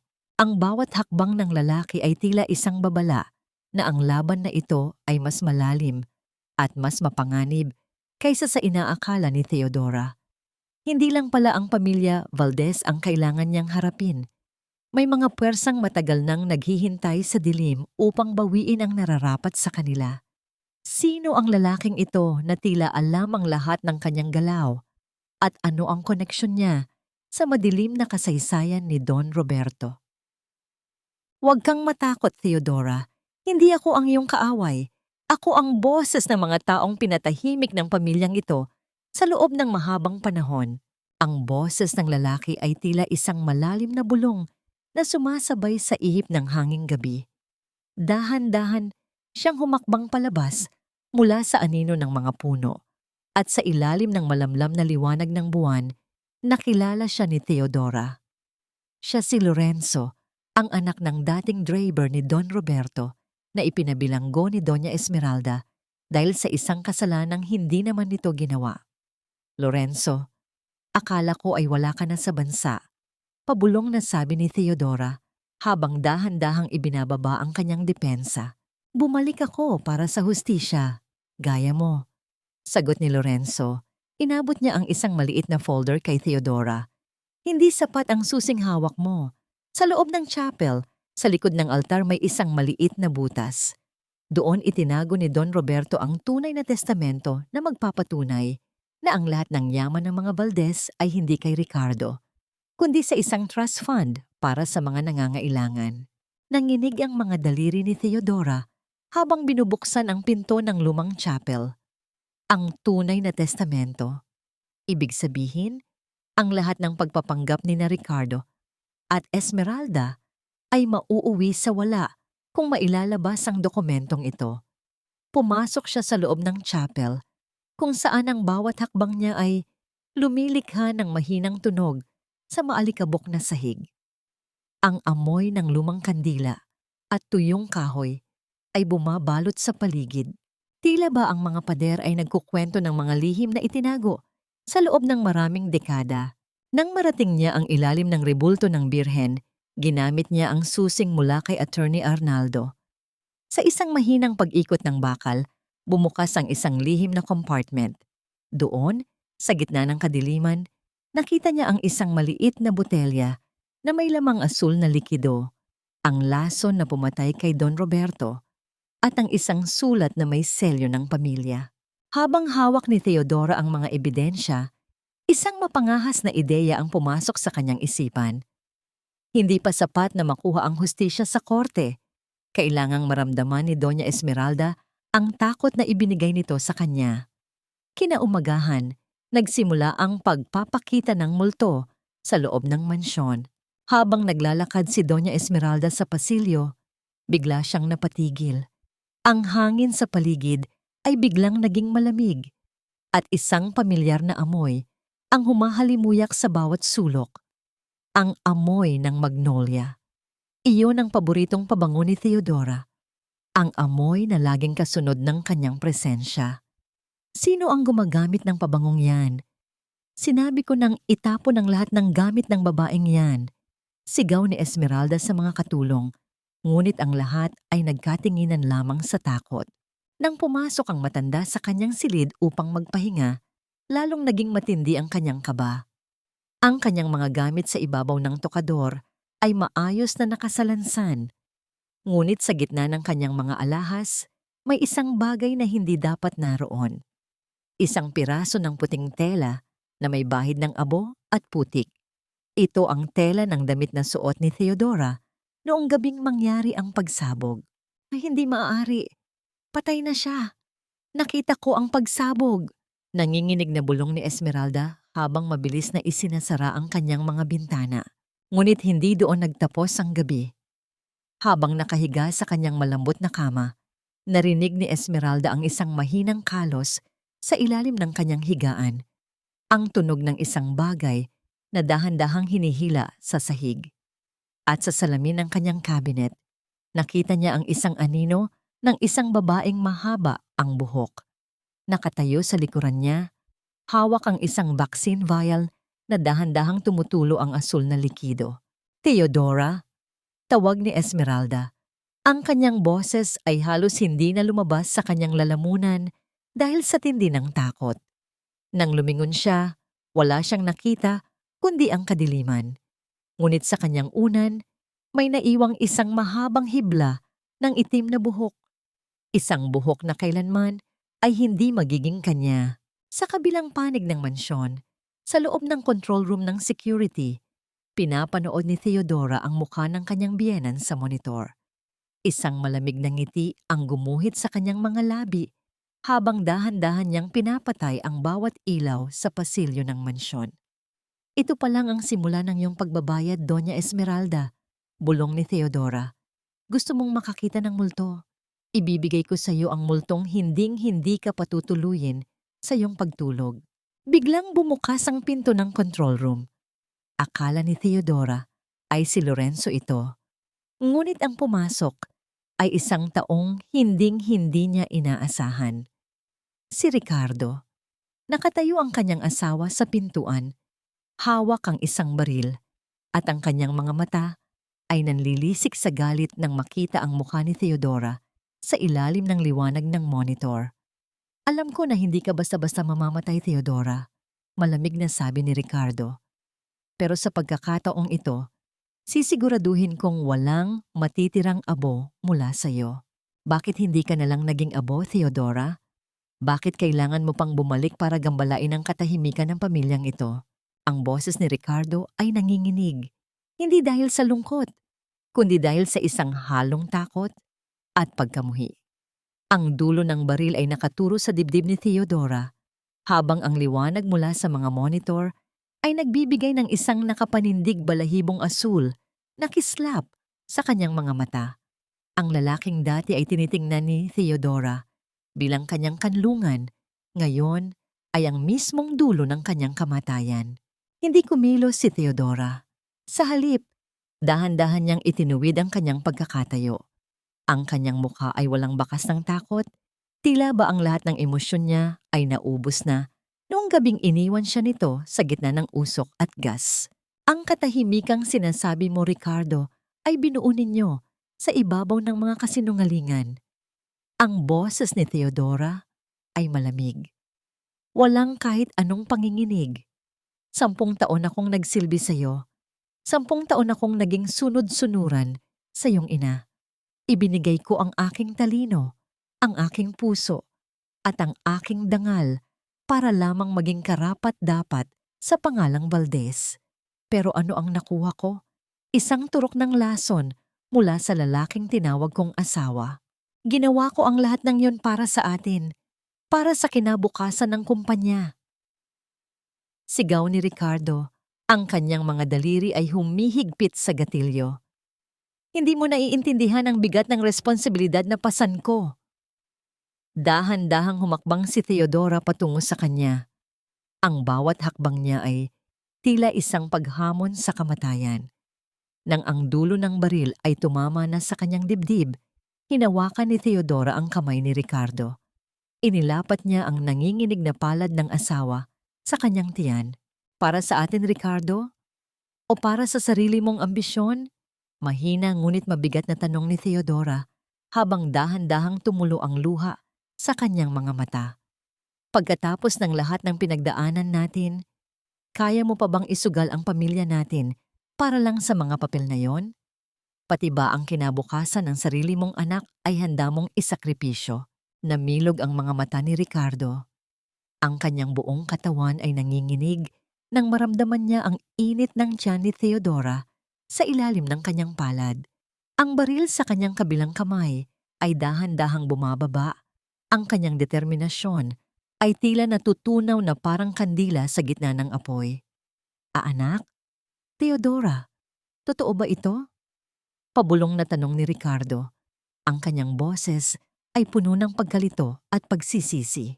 Ngunit bago pa man makasagot si Theodora, ang pinto ng control room ay marahas na bumukas. Pumasok si Doña Esmeralda na ngayon ay tila isang nagngangalit na leon. Ang kanyang mga mata ay nanlilisik nang makita ang anyo ng kanyang anak na tila lumalambot. Huwag kang maniwala sa kanya, Ricardo. Isang manipulatrix ang babaeng yan. Sigaw ni Esmeralda. Lumapit siya at mabilis na kinuha ang baril mula sa kamay ng kanyang anak. Gagamitin niya ang lahat, pati ang isang hindi pa isinisilang na bata, para lang sirain ang pamilyang ito. Kung hindi mo kayang tapusin ang sinimulan mo, ako ang gagawa. Itinutok ni Doña Esmeralda ang baril kay Theodora. Walang pag-aalinlangan sa kanyang mga mata. Walang bakas ng pagiging isang lola o isang ina. Ma'am, stop! Sinabi niyang buntis siya. Harang ni Ricardo, ngunit itinulak siya ng matanda ng may matinding lakas. Mas mabuting mawala ang batang iyan kaysa lumaki siyang may dugo ng isang pengenghenyo at traidor. Ang boses ni Esmeralda ay puno ng puot. Ang batang iyan ay magiging mitya lamang ng pagbagsak ng Imperyong Valdez. Sa gitna ng tensyon, narinig nila ang tunog ng papalapit na mga sirena ng pulis sa labas ng mansyon. Ang mga asul at pulang liwanag ay nagsimulang sumalamin sa mga bintana. Huli na kayo, Doña Esmeralda, sabi ni Theodora. Isang mapait na ngiti ang lumabas sa kanyang mga labi. Ang lahat ng mga dokumento, ang lason, at ang tunay na testamento ni Don Roberto ay naipadala na sa mga awtoridad sa tulong ni Lorenzo. At ang usapang ito, naka-broadcast ito ng live sa bawat monitor sa loob ng mansyon na ito, kung saan ang lahat ng mga bisita sa inyong party ay nakikinig at nanonood. Napaatras si Doña Esmeralda. Tumingin siya sa mga monitor sa paligid ng silid at doon niya nakita ang mga mukha ng kanyang mga kaibigan, mga business partners at mga media na ngayon ay puno ng pandidiri at gulat habang nakatingin sa mga screen sa labas. Hindi ito maaaring mangyari. Sigaw ni Esmeralda habang pilit na pinapatay ang mga monitor. Ngunit huli na ang lahat. Sa tindi ng kahihiyan at galit, mahigpit na hinawakan ni Esmeralda ang baril habang ang kanyang mukha ay puno ng desperasyon at pagkawasak. Tila hindi niya matanggap ang pagbagsak ng mundong dati niyang kontrolado at ang pagharap sa paghuhusga ng mga taong minsang yumuyukod sa kanya. Kung babagsak ako, wala ring mananatiling buos sa inyo. Sigaw niya bago umugong ang isang malakas na putok na nagpayanig sa katahimikan ng silid at nagdulot ng matinding takot sa lahat ng naroroon. Hindi ang katahimikan ang sumunod sa nakabibinging putok ng baril, kundi ang isang mahaba at nakakangilong hiyaw na tila nanggaling sa kailaliman ng lupa. Sa gitna ng makapal na usok at amoy ng pulbura, dahan-dahang bumagsak ang isang katawan sa malamig na sahig ng control room. Hindi si Doña Esmeralda ang dumanak ang dugo. Sa huling sandali, nang hilahin ng matanda ang gatilyo, mabilis na humarang si Ricardo sa harap ni Theodora. Ang bala na para sana sa babaeng nais burahin ng matanda ay bumaon sa balikat ng kanyang sariling anak. Ricardo, anak ko! Ang sigaw ni Esmeralda ay puno ng desperasyon. Binitawan niya ang baril na tila ba isa itong uling na biglang naging apoy sa kanyang mga kamay. Lumapit siya sa anak. Pilit na hinahawakan ang sugat nito, ngunit ang kanyang mga kamay ay nabahiran lamang ng malapot at mainit na likido. Napatulala si Theodora. Ang kanyang mga binti ay nanghina hanggang sa mapaupo siya sa tabi ni Ricardo. Ang lalaking nagtangka sa kanyang buhay, ang lalaking pumatay sa kanyang mga pangarap, ngayon ay nakahandusay sa kanyang harap dahil sa pagliligtas sa kanya. Ang irony ng pagkakataon ay parang isang kutsilyong paulit-ulit na sumasaksak sa kanyang puso. Theodora, ang bata. Hirap na bulong ni Ricardo. Ang kanyang mukha ay kasing puti na ng papel at ang kanyang mga mata ay puno ng isang emosyong matagal nang nawala. Pagsisisi. Patawarin mo ako. Patawarin niyo ako. Huwag kang magsalita, Ricardo. Maliligtas ka. Tatawag ako ng doktor. Hysterical na sigaw ni Esmeralda. Ngunit ang kanyang boses ay naging paos nang makita niya ang mga pulis na pumasok sa silid. Bit-bit ang kanilang mga armas at posas. Doña Esmeralda Valdez, sumama po kayo sa amin ng matiwasay. Ang boses ng opisyal ay matatag at walang bahid ng pag-aalinlangan. Kayo ay inaaresto para sa tangkang pagpaslang, lalamuhang panloloko sa publiko. At ang pagpatay kay Don Roberto Valdez, 10 taon na ang nakalilipas. Sa labas ng control room, ang mga monitor na kanina ay nagpapakita ng kanilang pag-aaway ay dahan-dahang nagpapakita ng reaksyon ng mga bisita sa party. Ang mga dating kaibigan ni Esmeralda ay nakatakip ang mga kamay sa kanilang mga bibig. Ang ilan ay umiiyak sa takot at ang ilan ay puno ng pagkasuklam. Ang imperyong binuo sa loob ng maraming dekada ay gumuho sa loob lamang ng ilang minuto. Dinala si Ricardo sa stretcher habang si Doña Esmeralda ay kinaladkad ng mga pulis palabas ng mansyon. Ang kanyang dating marangyang itim na belo ay nakasayad na sa sahig, marumi at punit-punit, isang simbolo ng kanyang dangal na wala ng pag-asang maibalik. Naiwan si Theodora sa gitna ng nagkakagulong mansyon. Pinanood niya ang bawat gamit na nilalagyan ng police tape, ang bawat dokumentong kinukumpiska. Sa isang sulok, nakita niya si Samantha na pilit na tumatakas sa likod ng bahay, ngunit agad din itong naharang ng mga awtoridad. Ang mga mata ni Samantha ay puno ng puot nang tumingin siya kay Theodora, isang huling pagtatangka na manakit, ngunit wala na itong lakas. Lumapit si Lorenzo kay Theodora. Ang kanyang mga mata ay puno ng respeto at pakikiramay. Tapos na ang gabi, Theodora. Nakuha na natin ang hustisya. Hustisya. Pait na ulit ni Theodora. Bakit parang ang bigat pa rin, Lorenzo? Bakit ang hustisya ay laging may kasamang dugo at luha? Hinaplos ni Theodora ang kanyang tiyan. Ang mabilis na pintig sa loob nito ay tila isang paalala na sa kabila ng lahat ng pagkawasak sa paligid, may isang bagong buhay na kailangang protektahan. Ang kanyang paghihiganti ay tapos na, ngunit ang kanyang paglalakbay patungo sa tunay na kapayapaan ay nagsisimula pa lamang. Nang papalabas na siya ng mansyon, muli siyang lumingon sa malaking pinto. Naalala niya ang kanyang sarili noong unang araw na pumasok siya rito, puno ng pag-asa at pagmamahal. Ngayon, lalabas siya bilang isang bagong tao. Isang babaeng may sugat, ngunit may sapat na lakas upang bumuo ng bagong bukas. Ngunit bago siya tuluyang makasakay sa sasakyan ni Lorenzo, isang nurse mula sa ospital kung saan dinala si Ricardo ang tumawag sa kanya.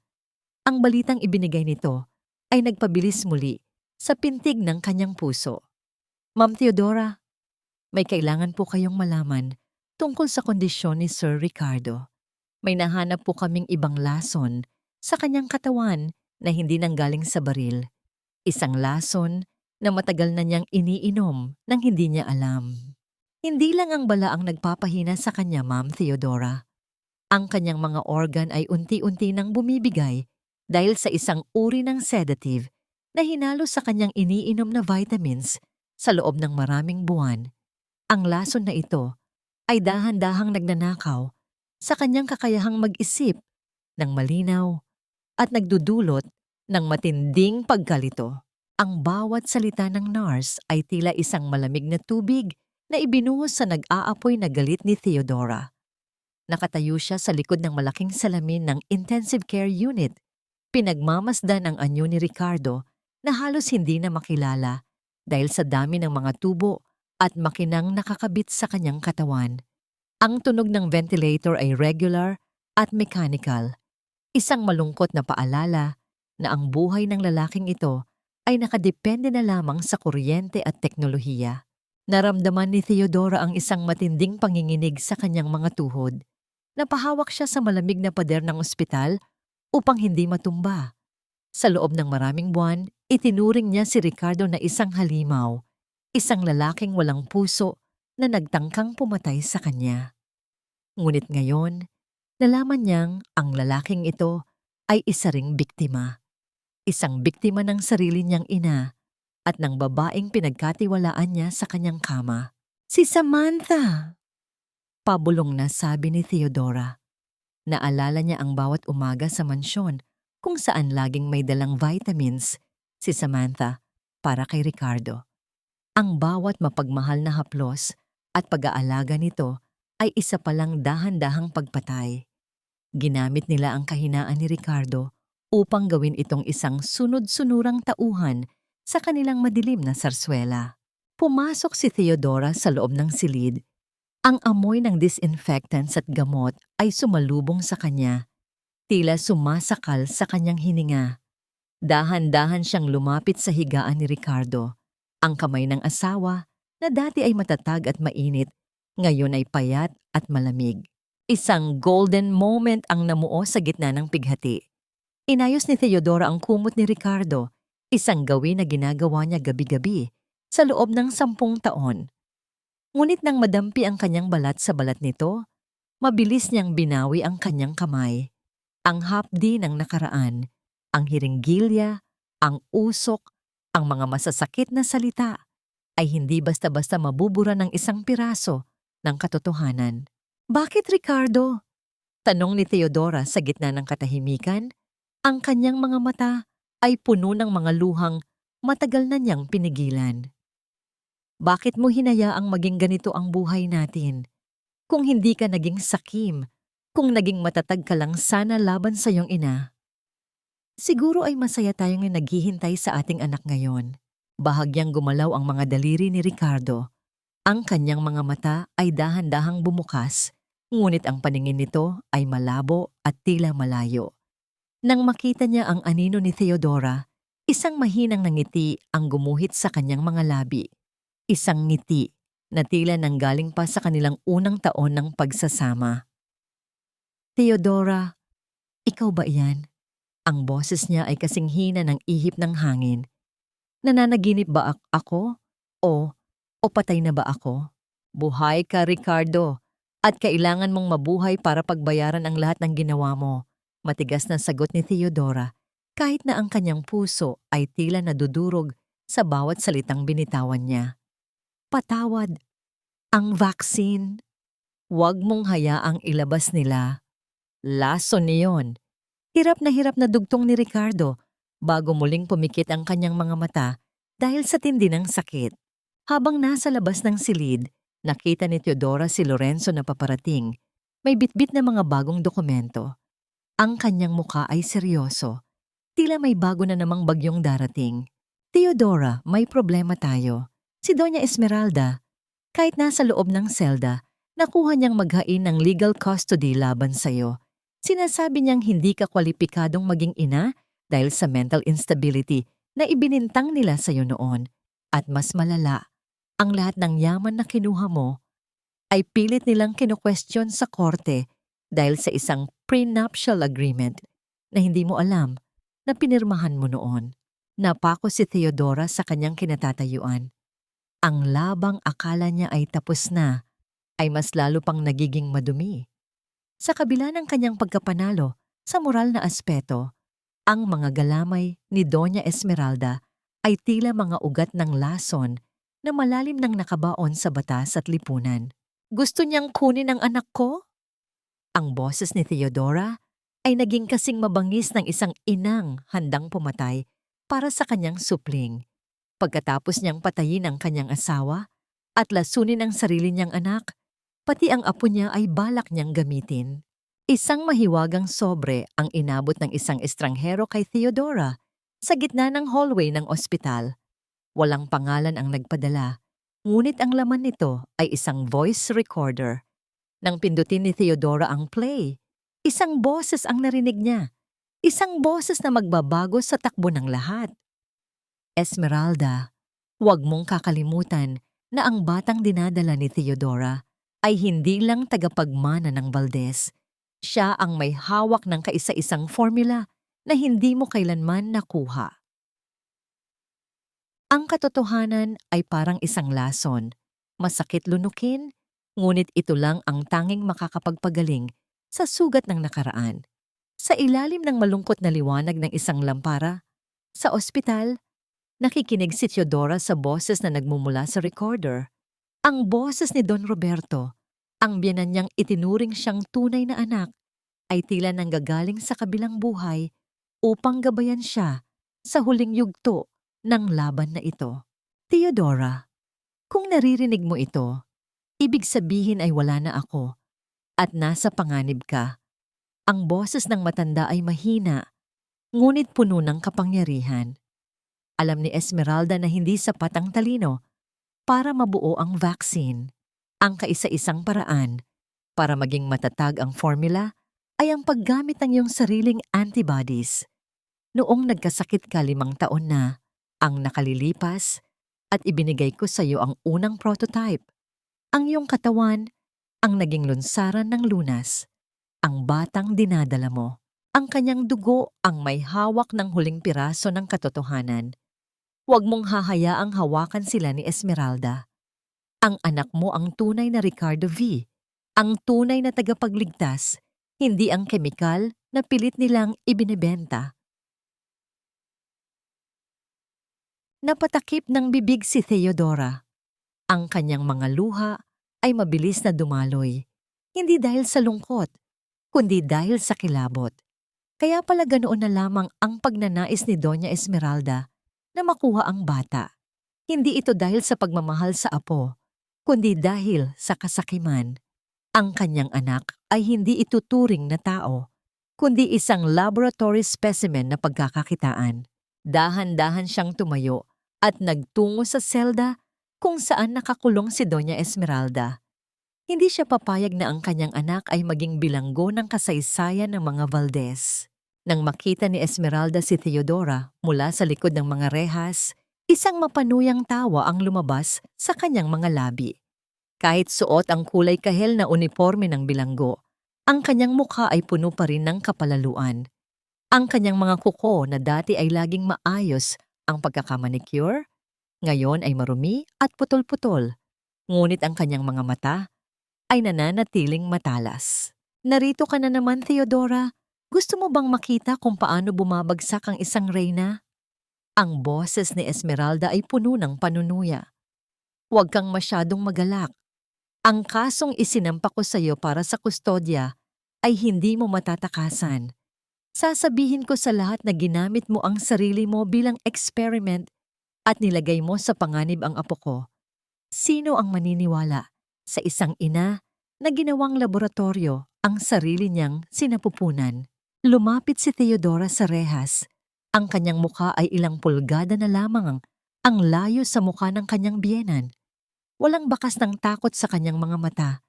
Tila ba ang apoy ng kanyang paghihirap ay naging yelo na ngayon. Maling-mali ka, Esmeralda. Ang boses ni Theodora ay mababa, ngunit bawat salita ay may bigat ng isang hatol. Inakala mo na ang utang na loob ko sa inyo ang magiging tanikala ko habang buhay. Pero ang totoo, ang pagmamahal ko kay Don Roberto at ang pag-asang ibinigay niya sa akin ang nagpalaya sa akin. Alam ko na ang lahat. Alam ko na ang bata ay hindi mo apo para sa iyo, kundi isang pagkakataon para sa dagdag na bilyon.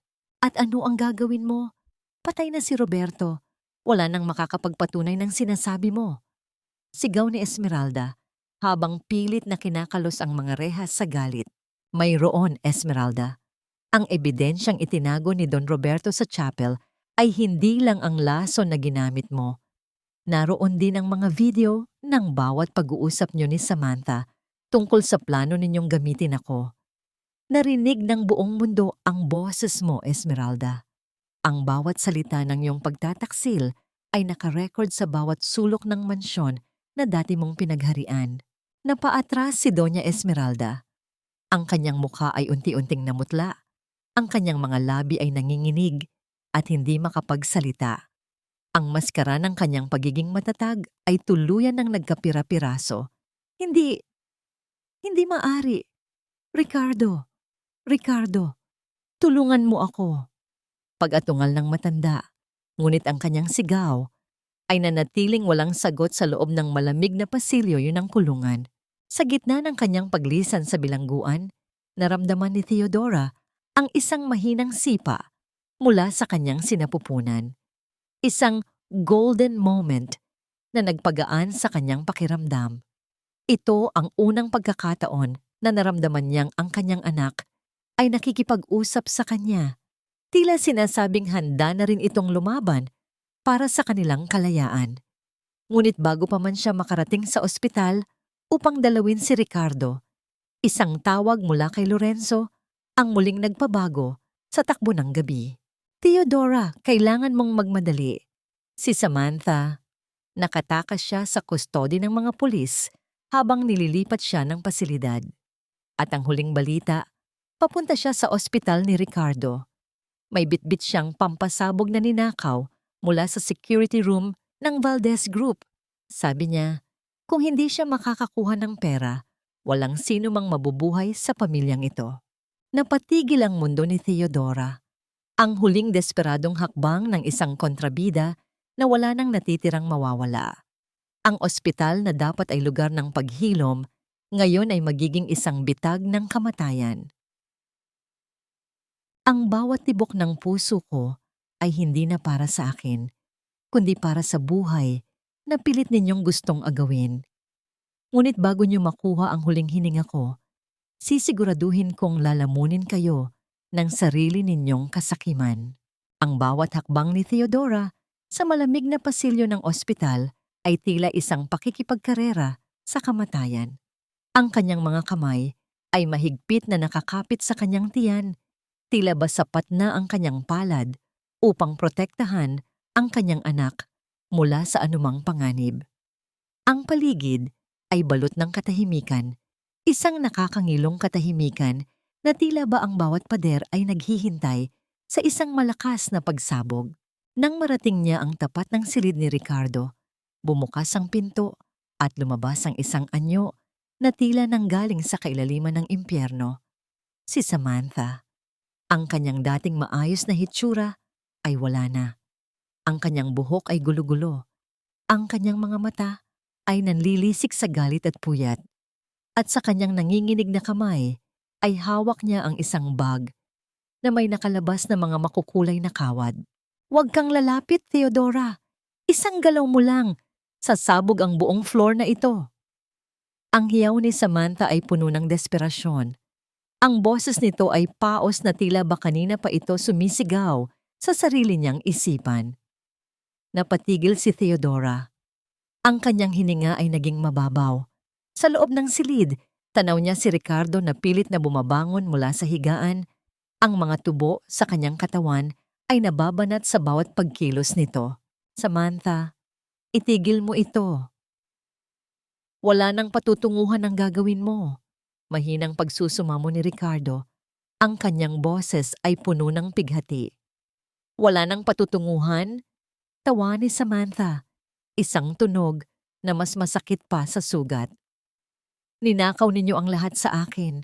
Ang pera ko, ang pangarap ko, ang lalaking ipinangako mong sa akin lang. At ngayon, sasabihin niyo sa akin na sumuko ako? Kung hindi ako magiging masaya, walang sino mang magiging masaya sa pamilyang ito. Dahan-dahan at maingat na humakbang si Theodora patungo sa gitna ng pasilyo. Ang kanyang mukha ay kasing tigas ng marmol. Samantha, hindi ako ang kumuha ng lahat sa iyo. Ikaw ang kumuha sa sarili mo. Pinili mong pumatay, pinili mong mandaya, at pinili mong maging anino ng kasamaan ni Doña Esmeralda. Ang boses ni Theodora ay matatag, walang bakas ng pag-aalinlangan. Tingnan mo si Ricardo. Handa ka ba talagang patayin ang lalaking sinasabi mong mahal mo? Mahal? Muling natawa si Samantha. Ngunit sa pagkakataong ito ay may kasamang mga luhang dahan-dahang pumatak mula sa kanyang mga mata. Ang pag-ibig sa pamilyang ito ay parang lason. Theodora, mahina, ngunit mapait niyang sabi. At tulad mo, matagal ko ring hinayaang sirain nito ang pagkatao at kapayapaan ko. Isang golden moment ang namuo nang makita ni Theodora ang isang maliit na rosaryo sa gilid ng mesa ni Ricardo. Ang rosaryong ibinigay niya sa asawa noong kanilang kasal. Sa gitna ng kaguluhan, ang maliit na bagay na ito ay tila isang anchor ng nakaraan. Mabilis na gumalaw ang mga kamay ni Samantha patungo sa switch ng pampasabog. Ngunit sa huling sandali, ginamit ni Ricardo ang lahat ng natitirang lakas niya. Binitawan niya ang kanyang higaan at buong lakas na itinulak ang sarili patungo kay Samantha. Niyakap ito ng mahigpit upang mailayo sa kinalalagyan ni Theodora. Isang nakatutulig na ingay ng pagbasag ng mga salamin ang umalingaw-ngaw sa buong ospital. Ang mga bintana ay tila naging mga bubog na bumuhos sa sahig. Sa gitna ng gulo, ang mga awtoridad ay pumasok na sa silid. Naramdaman ni Theodora ang isang matinding pag-alon sa kanyang tiyan. Napahawak siya sa pader, unti-unting nawawalan ng lakas. Ang huling nakita niya ay si Ricardo at Samantha na kapwa bumagsak sa sahig habang ang mga spark ng kuryente mula sa mga makinang nasira ay nagbibigay ng isang nakakatakot na liwanag sa paligid. Ricardo. Pabulong na tawag ni Theodora bago tuluyang lamunin ng dilim ang kanyang paningin. Hindi ang ingay ng mga sirena ang bumasag sa aking pandinig, kundi ang katahimikan ng isang pusong tumigil na sa pagtibok para sa maling rason. Ang huling sulyap ni Ricardo ay hindi puno ng puot, kundi ng isang pagsisising huli na para sa aming dalawa. Dahan-dahang imulat ni Theodora ang kanyang mga mata sa gitna ng puting liwanag ng isang ospital. Ang bawat sulok ng silid ay amoy gamot at kalinisan, malayo sa usok at amoy ng pulbura na huli niyang natandaan. Ang kanyang unang reflex ay ang hawakan ng kanyang tiyan. Ang matinding kaba ay napalitan ng isang mainit na daloy ng luha nang maramdaman niya ang isang mahinang sipa mula sa loob. Isang maliit na himala na nanatiling matatag sa gitna ng unos. Ligtas ang bata, Theodora! Ligtas kayong dalawa! Ang boses ni Lorenzo ay marahan, puno ng isang uri ng kapayapaang matagal nang hindi nararamdaman ni Theodora. Nakaupo ang lalaki sa gilid ng kanyang higaan. Ang mga mata ay bakasang puyat, ngunit may ngiti ng tagumpay. Si Ricardo. At si Samantha? Pabulong na tanong ni Theodora.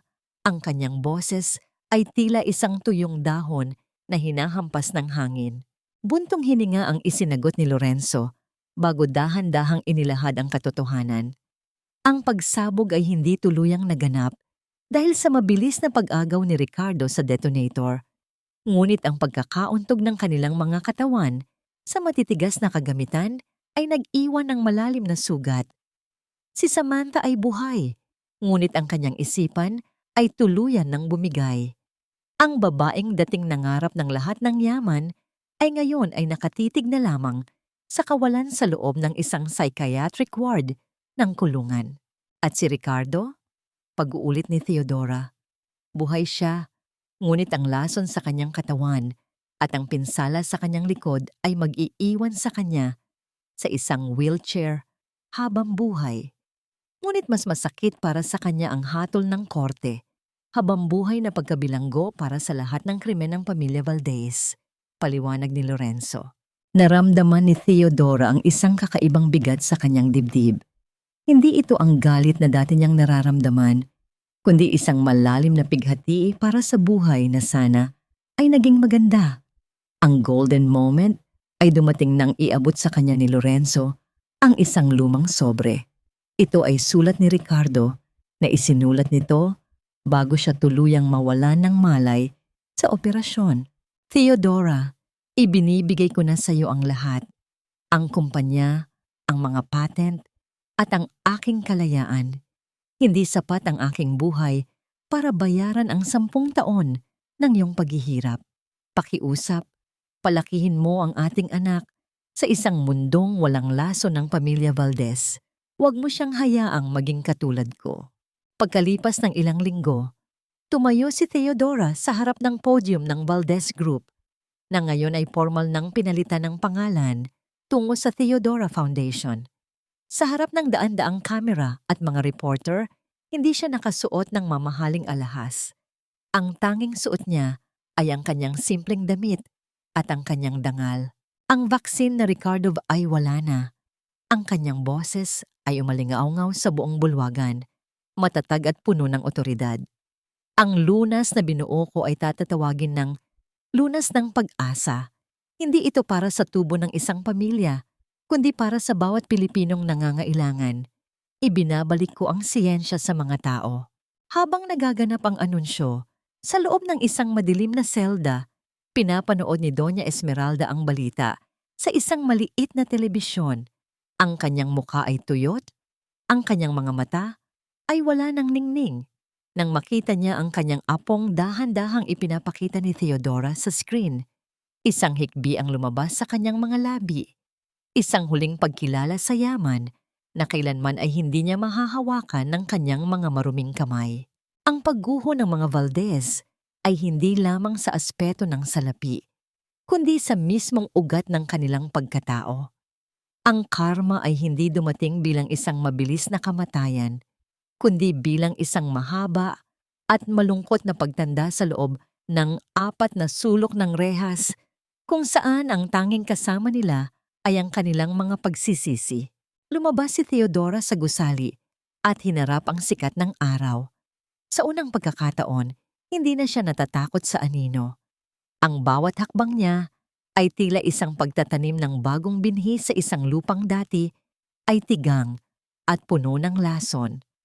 "Handa na tayo, anak," bulong niya sa sanggol na nasa kanyang mga bisig. Wala na ang mga pira-pirasong pangako. Magsisimula tayo sa isang buong katotohanan.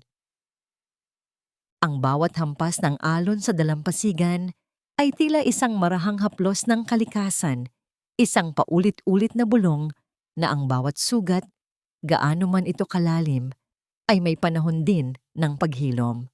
Sa maliit na beranda ng kanyang bahay sa tabing dagat sa Batangas, nakaupo si Theodora habang pinagmamasdan ang unti-unting paglubog ng araw.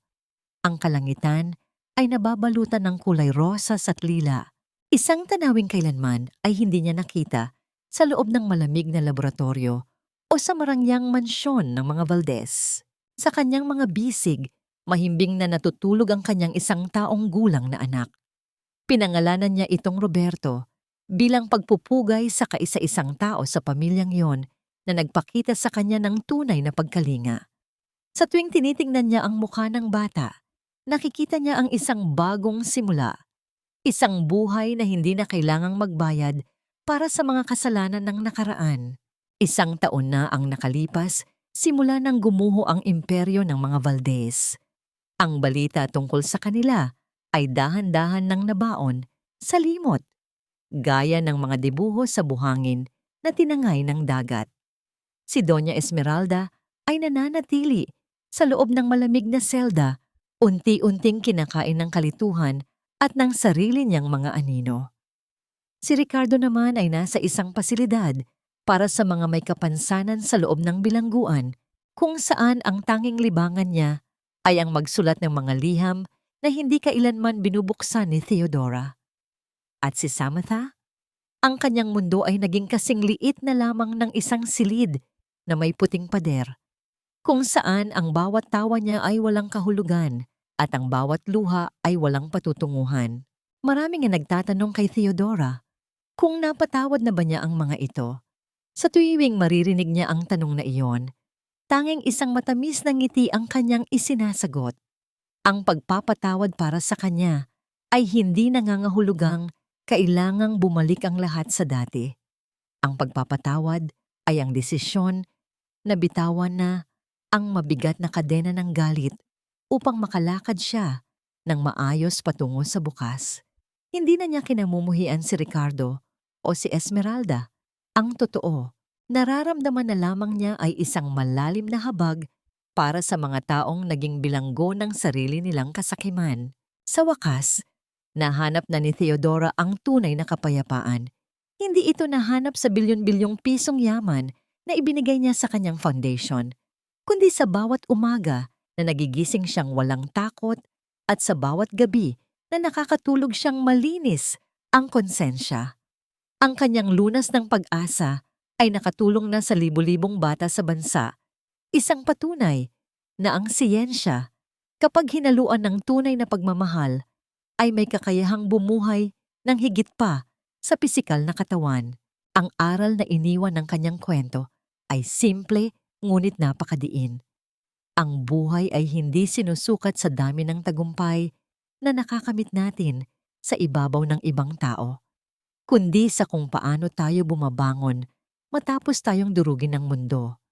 Ang katotohanan ay maaaring masaktan tayo sa simula, ngunit ito lamang ang tanging susi na magpapalaya sa atin mula sa anumang uri ng laboratorio ng kasinungalingan. Dahan-dahang tumayo si Theodora at kinuha ang kanyang singsing ng kasal mula sa loob ng kanyang bulsa. Sa huling pagkakataon, tiningnan niya ang makinang na brilyante nito, ang simbolo ng 10 taon ng kanyang pagtitiis. Nang walang pag-aalinlangan, inihagis niya ito sa malalim na bahagi ng dagat. Pinanood niya ang paglubog nito hanggang sa wala na siyang makita kundi ang refleksyon ng buwan sa tubig. "Malaya na ako," pabulong niyang sabi sa hangin. Yumakap siya ng mahigpit sa kanyang anak at pumasok sa loob ng kanilang bahay. Ang ilaw sa loob ay maliit lamang, ngunit sapat na upang itaboy ang anumang dilim. Sa likod ng kanyang bawat hakbang, ang mga pira-pirasong pangako ay tuluyan ng naging bahagi ng kasaysayan, at ang natira ay isang buo at matatag na pag-ibig sa sarili at sa kanyang bagong pamilya. Ang huling sikat ng araw sa dalampasigan ay hindi lamang tanda ng pagtatapos ng isang kwento, kundi ang simula ng isang buhay na wala ng bahid ng laso ng nakaraan. Sa paglubog ng singsing sa malalim na dagat, kasamang naanod ang bawat pait at naiwan ang isang babaeng mas matatag kaysa sa anumang bagyo. Mga mahal kong tagapakinig, mula sa kaibuturan ng aking puso, maraming salamat sa paglalakad ninyo kasama ko sa bawat pasilyo ng buhay ni Theodora. Sa totoo lang, habang isinusulat ko ang bahagi kung saan nabitawan ni Theodora ang pregnancy test sa malamig na sahig ng laboratorio, habang naririnig ang kataksilan ni Ricardo, gumuho rin ang mundo ko kasabay niya. Ramdam ko ang bawat hapdi ng kanyang paghinga dahil ang kwentong ito ay hinugot mula sa mga totoong lamat ng buhay na madalas nating itago sa likod ng mga ngiti. Ang bawat kabanata ay binuo ng may matinding pag-iingat at malasakit para sa inyong lahat na nakakaalam kung gaano kahirap buuin ang sarili mula sa mga pira-pirasong pangako. Sa inyong palagay, sapat na ba ang naging karma ni na Ricardo at Doña Esmeralda? O nararapat ba na binigyan pa sila ng pagkakataong humingi ng tawad? At habang naririnig niyo ang aking boses, nasaan kaya kayo ngayon? Marahil ay nagtutupi ng mga damit, nagluluto para sa hapunan, o baka naman ay nagpapahinga matapos ang isang mahabang araw ng pagsasakripisyo para sa pamilya. Ibahagi niyo naman sa akin ang inyong mga saloobin at kwento sa comment section dahil dito, palagi kaming handang makinig sa tibok ng inyong puso. Huwag niyo ring kalimutang i-like at i-share ang ating kwento upang magsilbing inspirasyon sa iba pang mga kababaihan. Naway manatiling matatag ang inyong loob at lagi ninyong tandaan na kayo ang may hawak ng formula para sa sarili ninyong kaligayahan. Hanggang sa muli nating pagkikita sa susunod na kwento ng buhay at pag-ibig. Pamagat ng kwento. Pira-pirasong pangako, ang paghilom ng isang sugatang puso. Paunawa, Ang lahat ng mga tauhan at mga pangyayari sa kwentong ito ay katang-isip lamang na nilikha para sa layuning magbigay aliw at maghatid ng positibong mensahe sa buhay.